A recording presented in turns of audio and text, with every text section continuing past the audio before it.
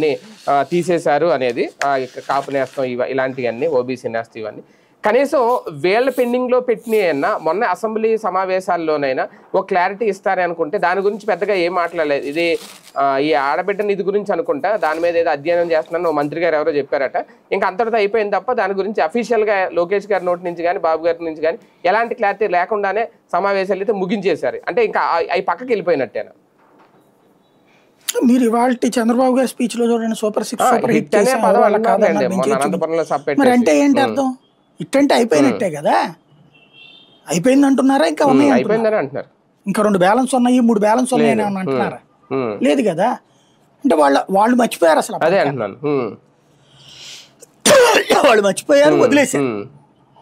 వాళ్ళ నాయకులు కార్యకర్తలను కూడా అసలు అంశం ప్రస్తావించద్దని చెప్పి ప్లస్ పైగా ఏమని చెప్పాలంటే ఇప్పుడు ఒక చాచి చెంపదెబ్బ కొడితే కూడా అబ్బా మీ ఆవిడ భలే ముద్దెట్టిందిరా నీకు అని చెప్పంటున్నారు. ఎట్లాగా అదేది దాని పేరేంటది ఎలక్ట్రిసిటీ రెగ్యులేటర్ కమిషన్ వీళ్ళు వచ్చాకనే నేను చెప్పిన రేటు కంటే ఎక్కువ దోచుకున్నారా నాయన మీరు, ఆ డబ్బులు తిరిగి ఇచ్చేయండి అని చెప్తే అది మనం కష్టపడి రాష్ట్రాన్ని బాగు చేసి విద్యుత్ శాఖను బాగు చేసి విద్యుత్ వ్యవస్థను బాగు చేసి డబ్బులు తిరిగి ఇస్తున్నామని చెప్తున్నారు. ఎంతకంటే ఇది కళ్ళెదురుగుండా కనిపించేటటువంటి పచ్చి మోసం, విద్యావంతులకి కూడా అర్థమయ్యి నోరు మీద పని మోసం. స్వయంగా చంద్రబాబు గారి కాన్ఫరెన్సులు పెట్టి మరీ చెప్పమంటున్నారు. అంటే రాష్ట్రంలో చదువురాని నిరక్షరాస్యులు, చదువు వచ్చి నా నిరక్షరాస్యులు వీళ్ళిద్దరే మోసం చేస్తున్నారు.